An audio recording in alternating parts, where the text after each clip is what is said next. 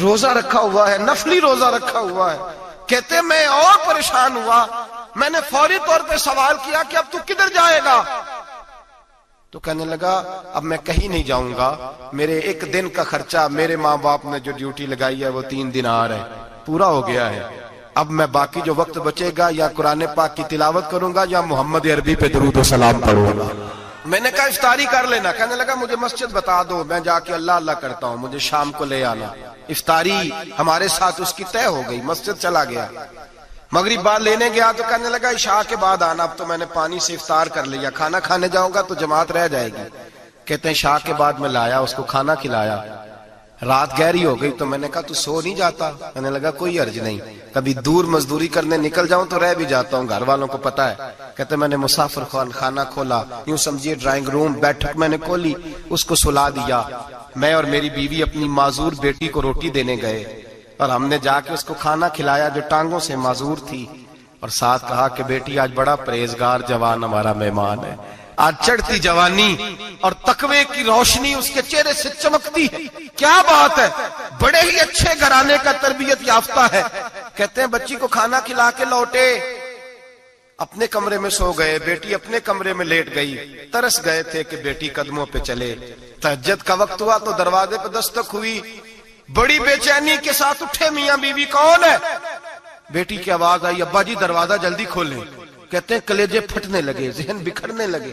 سوچے ہیں کہ وہ 2-1 منٹ ہمارے اوپر پہاڑ بننے لگے. دروازہ کھولا تو وہ بیٹی جس کے لیے ترس گئے تھے کبھی چلے گی، وہ اپنی ٹانگوں پہ کھڑی ہے. کبھی دوڑ کے ادھر جاتی، کبھی دوڑ کے ادھر آتی. بیٹیاں پریشانی کا فون کر دیں تو پھر بھی آنسو نکل آتے ہیں، اور بیٹی گھر میں خوشی آ جائے تو پھر بھی ماں باپ رو کے ہی شکر ادا کرتے ہیں. ان کے لیے روتے ہی رہتے ہیں. کہتے ہیں میں تڑپ گیا. بیوی بھی رونے لگی، بیٹے یہ کیا ہوا؟ ہم تو مایوس ہونے لگے تھے معاذ اللہ کہ اب تو ٹھیک نہیں ہوگی، کیا ہوا؟ کہنے لگے ابا جی اماں جی آپ نے بتایا نا نیک جوان آیا ہے، نیک آیا ہے، تو میں آپ چلے گئے تو میرے دل میں خیال آیا اے اللہ اگر وہ واقعی نیک ہے تو اس کے صدقے مجھے شفائی عطا فرما دے. یا ایھا الذین آمنوا اتقوا اللہ وابتغوا الیہ الوسیلہ، اے اللہ صحت ہی دے دے. کہتے ابھی میری دعا بھی پوری نہیں ہوئی کہ میرا وجود حرکت کرنے لگا، اور یہ دیکھو میں اٹھ کے کھڑا ہو گئی ہوں. کہتے ہیں ہم لوگوں نے یہ دیکھا تو بھاگے اس کے کمرے کی جانب. جب دروازے پہ ہاتھ رکھا تو دروازہ کھل گیا. آگے گئے تو پلنگ خالی تھا، ایک رکا چھوڑ گیا ہے. کہنے لگا مجھے پتا ہے میری حقیقت کھل گئی ہے، میں تو اللہ کا بندہ ہوں. اگر تمہیں مجھ سے ذرا بھی پیار ہو گیا ہے تو پھر میرے پیچھے نہ بھاگنا، اللہ کی بارگاہ میں جھک جانا، پھر گناہوں سے توبہ کر لینا. کہا وہ تربیت یافتہ جوان آیا ہے اور مجھے بدل گیا ہے. میرے بھائی ماں باپ کی ذمہ داری اولاد کو نکھارنا ہے، ان کو سنوارنا ہے. روزی روٹی کی ذمہ تو اللہ تبارک و تعالیٰ نے لیا ہوا ہے. جو ڈیوٹی اللہ کی تھی وہ معاذ اللہ ہم نے اپنے ذمہ لے لی ہے. اولاد کو رزق حلال کی تربیت کریں، انہیں حکم دیں کہ وہ ہاتھ نہ پھیلائیں، انہیں کہیں کہ وہ محنت کر کے کھائیں، لیکن اصل تو ان کا اخلاق سنوارنا ہے. بچے ہمارے ان کی پوزیشن اتنی خراب ہو جاتی ہے، ہم لاڈ پیار میں اتنا ضدی کر لیتے ہیں. جب جس بچے کا ماں باپ کے ساتھ گزارا نہیں، بتلائیے وہ بیوی کے ساتھ گزارا کرے گا؟ جس کا ماں باپ کے ساتھ وقت نہیں گزرتا وہ بہن بھائیوں کے ساتھ گزارے گا؟ جس کا ماں باپ کے ساتھ وقت نہیں گزرتا وہ کولیگز کے ساتھ وقت گزارے گا؟ کس طرح وہ اپنے آپ کو، میرے نبی کریم سید عالم صلی اللہ علیہ وسلم نے ڈیوٹی لگائی کہ ماں باپ اپنے بچے کی تربیت کریں، انہیں اللہ سے جوڑیں. تکلیف میں وقت گزارا جناب اسماعیل نے.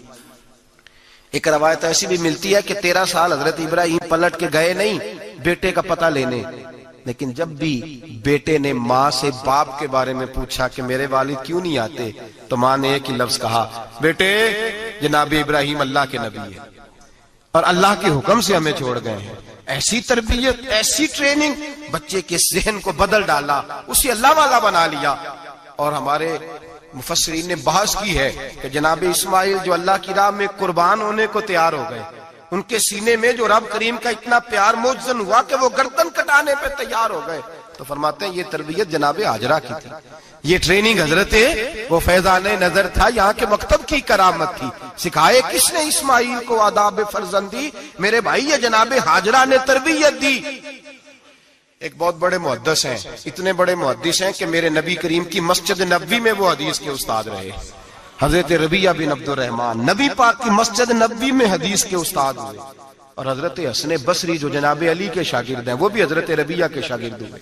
حضرت امام مالک جو 70 سال تک مدینہ اور مکہ میں حدیث پڑھاتے رہے وہ بھی حضرت ربیعہ کے شاگرد ہیں. ان کے والد کا نام تھا عبد الرحمن فروغ. تاریخ بغداد میں لکھا ہے کہ بنو امیہ کے دور میں تابعین کے زمانے میں جناب عبد الرحمن بن فروغ گھر سے چلے گئے. ایک روایت ہے بچہ چھوٹا تھا, ایک روایت ہے بچہ ابھی ماں کے پیٹ میں تھا, جہاد کرنے چلے گئے. اس دور میں یہ جہاد ہوتا تھا کہ ایک علاقہ فتح کیا تو مسلمان اگلے علاقے میں چلے گئے, اگلا فتح کیا تو اگلے علاقے, ایک کے بعد دوسرے لوگ پلٹ کے نہیں آتے تھے.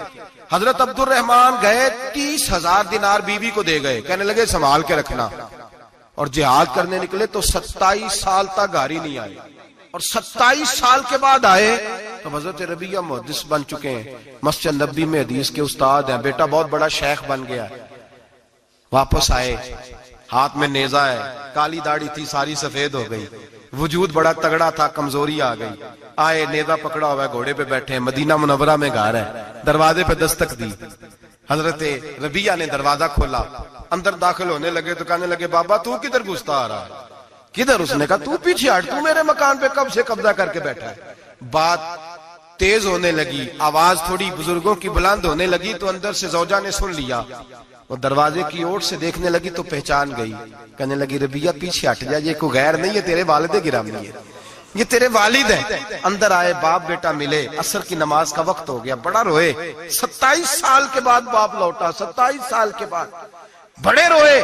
نماز کا وقت ہوا تو حضرت ربیعہ جلدی سے وضو کیا, مسجد نبوی شریف چلے گئے.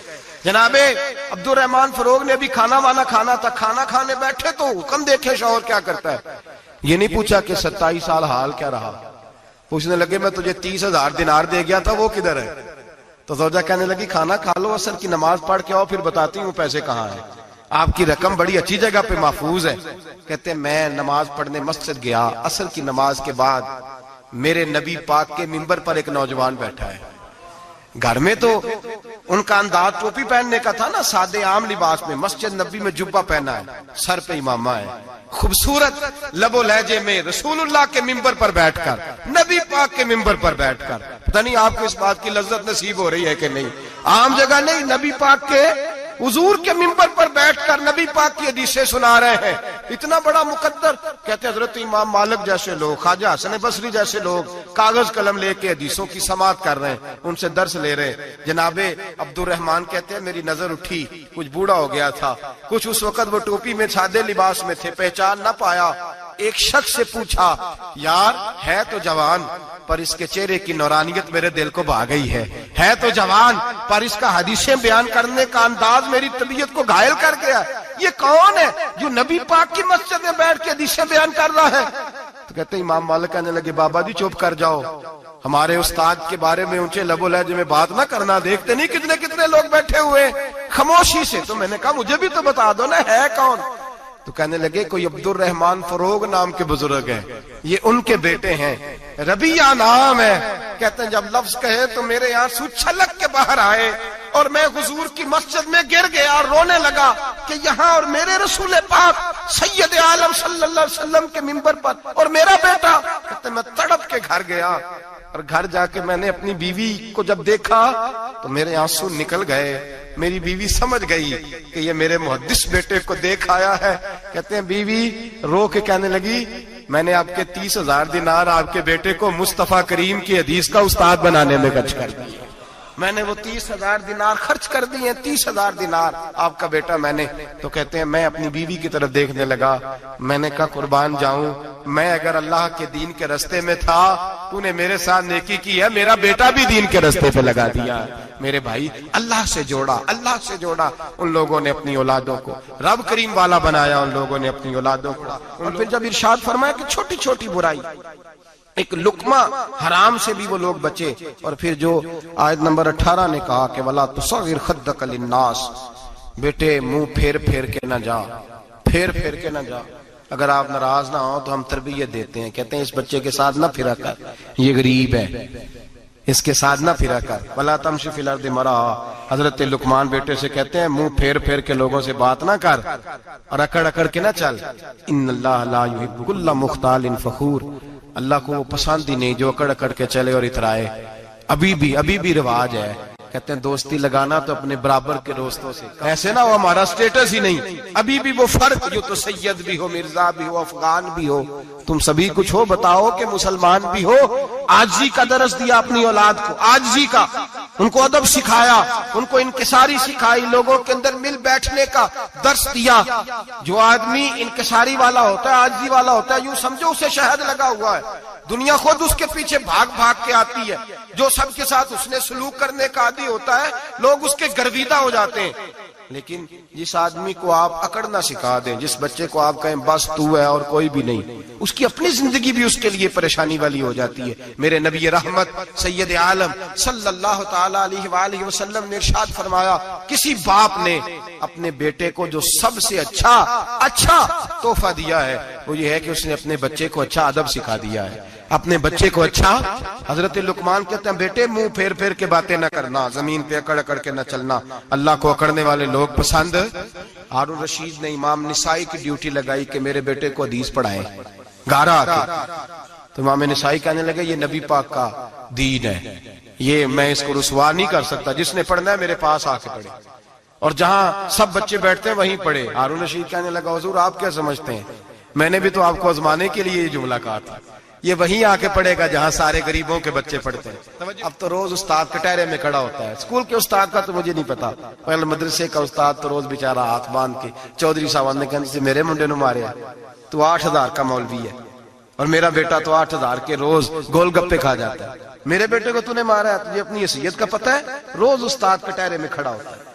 بچے فری میں، مفت میں، حافظ جی مفت میں حفظ کراتے ہیں، خدا جانے محتمم کتنی مشکل سے ادارہ چلاتا ہے، اور بچے کے ماں باپ آ کہتے ہیں بلاؤ مولوی صاحب کو، اس کی طاقت کیسے ہوئی میرے بچے کو مارا ہے؟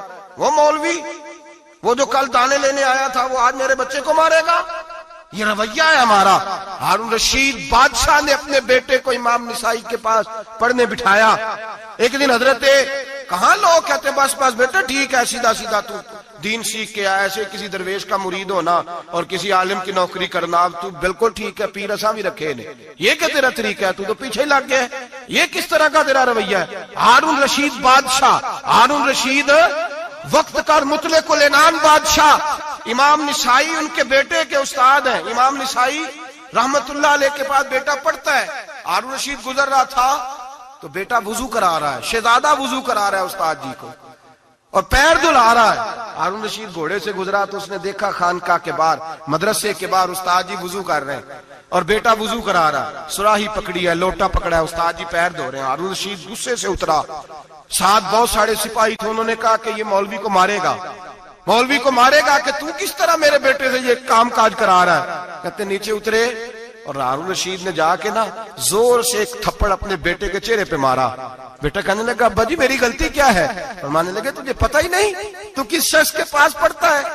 تو پانی ڈال رہا ہے، تیرے استاد کو اپنے ہاتھوں سے اپنے پیر دھونے پڑ رہے ہیں، بیوقوف، ایک ہاتھ سے پانی ڈال اور دوسرے ہاتھ سے استاد کے پیر دھو، تجھے پتہ ہی نہیں کہ یہ شخص جب نبی پاک کی حدیثیں بیان کرتا ہے تو کئیوں کو مصطفیٰ کا دیدار نصیب ہو جاتا ہے۔ یہ پتہ نہیں تو کس محدث کا شاگرد ہے، ایک ہاتھ سے پیر پہ پانی ڈال دوسرے ہاتھ سے دھو، اس لیے کہ باندھ علموں جو کرے فقیری وہ کافر مرے دیوانہ ہو۔ اگر تو نے دنیا میں کامیاب ہونا ہے تو اس سے فیض علم حاصل کر، بیٹے یاد رکھ، اگر تو اس کی بارگاہ میں حاضری دے گا تو آگے بڑھے گا۔ حضرت عمر بن عبدالعزیز کتنا بڑا شخص ہے، ثانی عمر کہا گیا، ثانی عمر کہا گیا۔ حضرت عمر بن عبدالعزیز رحمت اللہ علیہ، حضرت صالح بن کسان ایک محدث تھے مدینے کے، ان کے شاگرد تھے۔ بچوں کو ہم آج ہی کہاں بچے ادب کرتے ہیں، اساتذہ کہاں ادب کرتے؟ ایک اسٹوڈنٹ مجھے کہنے لگا جی ہم ادب کرتے تھے جب تک استاد ٹیوشن نہیں لیتے تھے، اب استاد بھی تو ٹیوشن لے کے پڑھاتے ہیں۔ اور میں نے کہا خدا کے بندے کیا دے سکتا ہے تو استاد کو؟ حضرت علی فرماتے ہیں جس نے ایک لفظ پڑھایا مجھے گلی میں کھڑا کر کے بیچ بھی سکتا ہے، تو نے قیمت کیا ڈالی ہے؟ استاد کچھ بھی کر لے، استاد نے تو استاد ہی رہنا ہے نا میرے بھائی، لیکن وہ لب و لہجہ ہمارا موجود ہے۔ مجھے ایک دفعہ میرے کالج کے لوگوں نے بلایا، کہنے لگے آپ یہاں بھی پڑھے ہوئے ہیں اور مدارس میں بھی، تو ذرا فرق بیان کریں کالج کا اور مدرسے کا، کچھ بیان کریں۔ میرے ٹیچرز بھی تھے بہت سارے، تو میں نے کہا معذرت کے ساتھ یہاں تو بڑا مشکل ہو جائے گا بات کرنا، لیکن ایک جملہ میں نے مدرسے اور کالج میں ایک فرق محسوس کیا ہے، ہمارا مدرسے کا طالب علم آج بھی ہمارے جوتے اٹھا کے آگے رکھتا ہے، وہ آج بھی استاد کی موٹر سائیکل کو ٹاکی مارتا ہے، آج بھی صاف کرتا ہے۔ ہمارا مدرسے کا طالب علم آج بھی استاد کو پشت نہیں کرتا، لیکن کالج کا طالب علم پوچھتا ہے اسلامی اطلاع آیا ہے، انگریزی والا آیا ہے؟ میں نے کہا اس کے تو لب و لہجے میں ادب نہیں ہے۔ اس لیے میں نے دونوں جگہ وقت گزارا تو میں سمجھا ہوں بڑے حالات خراب ہیں مدرسوں میں بھی۔ اب وہ کیفیت نہیں رہی جو بزرگوں کی تھی، لیکن پھر بھی اگر ادب ہے تو مدارس میں ابھی بھی ہے، ابھی بھی خانقاہوں میں ادب ہے، یہاں ابھی بھی خیر کی توقع موجود۔ وہاں سے تو رخصت ہو گیا، وہاں تو معاملہ اور طرح کا ہو گیا، الا ماشاءاللہ۔ حضرت عمر بن عبدالعزیز جناب صالح بن کیسان کے پاس پڑھتے تھے، اسٹوڈنٹ تھے، اور پھر بعد میں آپ ان کے مرید بھی ہوئے، باقاعدہ درس لیتے تھے طریقت کا۔ حضرت جناب صالح بن کیسان کے پاس تعلیم تھی، ان کے والد جناب عبدالعزیز اس وقت مصر میں بہت بڑے تاجر تھے، جناب عمر بن عبدالعزیز کے والد۔ تو ان کے پاس چھوڑ گئے، کہا میرے بیٹے کی صرف ان کو دین نہ پڑھانا، اس کی روحانی تربیت بھی کرنا۔ ایک دن استاد جی نے عصر کی نماز کا سلام پھیرا تو حضرت عمر بن عبدالعزیز کھڑے ہو گئے، ایک رکعت ان کی رہتی تھی پیچھے، تو آپ نے نماز کے بعد بلایا اور بڑے میٹھے لب و لہجے میں کہا عمر کیا بات ہے تیری ایک رکعت رہ گئی؟ تو کہنے لگے استاد جی میں کنگھی کر رہا تھا، شیشے کے آگے کھڑا تھا، تو آئینہ دیکھتے دیکھتے بال سوارتے سوارتے مجھے پتہ ہی نہیں چلا، جب آیا ہوں تو لیٹ ہو گیا۔ حضرت صالح بن کیسان رحمت اللہ علیہ نے ان کے والد کو مصر میں خط لکھا، فرمایا آپ کا بیٹا میری پوری فرما برداری نہیں کرتا، کل کو مجھے نہ کہنا تربیت صحیح نہیں ہوئی۔ آج فلاں تاریخ کو اس نے ایک رکعت پوری چھوڑ دی ہے جماعت کے ساتھ، اس لیے کہ وہ کنگھی کر رہا تھا بالوں کی، پوری رکعت چھوڑ دی ہے۔ ابا جی بہت بڑے تاجر تھے، پر انہوں نے یہ نہیں کہا کہ مولوی تو پاگل ہو گیا، اس کو تو پتہ ہی نہیں کیا ہو گیا، ابھی بچہ ہو جائے گا سیانا، کوئی بات نہیں ٹھیک ہو جائے گا۔ حضرت عبدالعزیز نے وہاں سے ایک شخص بھیجا، پیسے دے کے گھوڑا دے کے، فرمایا مدینے جاؤ، اور سیدھا مدینے آیا۔ حضرت عمر بن عبدالعزیز کو گھر سے اچکا، بلایا نہیں، زبردستی پکڑا، اچک کے گھوڑے پہ بٹھایا، حجام کی دکان پہ لے گئے، فرمایا اس کی ٹینڈ کر دو، نے بال کاٹ دیے اور بال کٹوا کے سیدھے حضرت صالح بن کیسان کے پاس لے گئے، کہنے لگے حضور یہ خط ہے اس کے والد کا، میں نے اس کی ٹینڈ کرا دی ہے، جس بالوں کی وجہ سے اس کی جماعت رہ گئی تھی میں نے وہ بال ہی ختم کر دیے۔ تو اس کے والد کہتے ہیں آپ ذرا سے بھی بات، ایک ذرہ برابر بھی بچے کے اندر ہم کوتاہی برداشت، ہم اسے سنوارنا چاہتے ہیں، معاشرے کو دینا چاہتے ہیں، ہم ایک خوبصورت انسان بنانا چاہتے ہیں۔ تو حضرت لقمان کہنے لگے بیٹے تو چہرہ رخسار بدل کے لوگوں سے بات نہ کر، اکڑ کے نہ چل، اس لیے کہ اللہ کو اکڑنے والے پسند۔ تو کیا کر وقصد فی مشی کا وغضض من صوتک، درمیانی چال چل، آواز کو پست رکھ۔ ہم اپنے بچوں کو میانہ روی کا درس نہیں دیتے۔ اگر کسی کے پاس بہت زیادہ پیسے ہیں تو وہ بس کہتا ہے میرا بیٹا، میں نے سارے لاڑ دیکھے ہیں، میں نے ہر خواہش پوری کی ہے، یہ تو کوئی عقل مندی کی بات نہیں۔ ضرور خواہشات پوری کریں، اگر ہیں تو کنجوسی کرنے سے منع کیا ہے نبی پاک صلی اللہ علیہ وسلم، لیکن بچے کو معتدل رکھیں، اسے دھوپ اور چھاؤں دونوں کا پتہ ہونا چاہیے۔ اگر زمانے میں کبھی کڑی دھوپ آ جائے تو اسے اندازہ ہو کہ میں نے یہاں کیسے کھڑے ہونا ہے، اس کو درمیانہ اور میانہ روی کا اسے درس دیں، اسے پتہ ہو، وہ نرم دل بھی ہو اور برائی کے مقابلے میں ڈٹ جانے کی طاقت بھی رکھتا ہو۔ بچے کو درمیانہ رستہ، میرے نبی کریم علیہ الصلوۃ والسلام نے فرمایا ما علم نقتصد، جو درمیانی چال چلتا ہے وہ کبھی تنگ نہیں ہوتا، اور خیر الامور اوسطها، سب سے بہترین رستہ وہ ہے جو درمیانہ ہوتا ہے، جس میں افراط و تفریط نہیں ہوتی۔ بچوں کو درمیانہ پن سکھائیں، ان کے لب و لہجے کے اندر ایسا مزاج پیدا کریں کہ جس کے اندر وہ اپنی دنیا کے اندر بڑے سنور کر، بڑے نکھر کر وہ ترازو لے کے نکلیں تو وہ پورے عدل کے ساتھ اپنی زندگی گزاریں۔ اور فرمایا وغضض من صوتک، آواز کو پست رکھ، چلا کے نہ کبھی بچوں سے بات کریں اور نہ کبھی بچوں کی بات سنیں۔ بچوں کے لب و لہجے میں ٹھہراؤ ہونا چاہیے، ان کی آواز کا بھی ادب ہے، ان کی آواز، ان کو بولنے کا بھی ڈھب سکھائیں، ان کو بتلائیں کہ تم نے گفتگو کیسے کر۔ بڑا عشق تو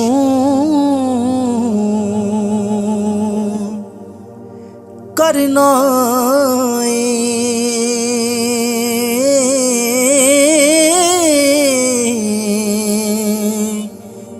کدیں عشق دا گنجل کھول تے سہی، تینوں مٹی وچ نہ رول دیوے